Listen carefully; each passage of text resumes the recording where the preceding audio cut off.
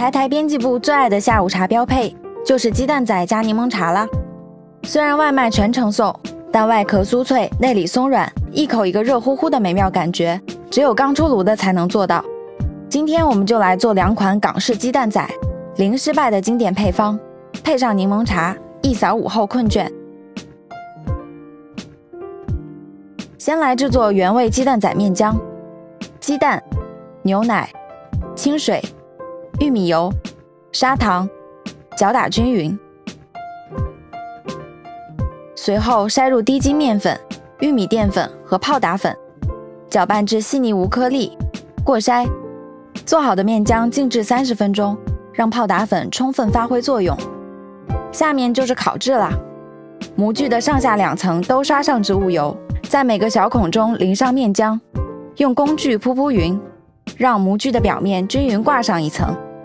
盖上盖子，开火烤5分钟，酥脆的鸡蛋仔就出炉了。中途可以打开机器检查鸡蛋仔的状态，根据自己的口味调整烤制时间。切成长方形，层层叠起，用奶油、水果做装饰，秒变鸡蛋仔拿破仑。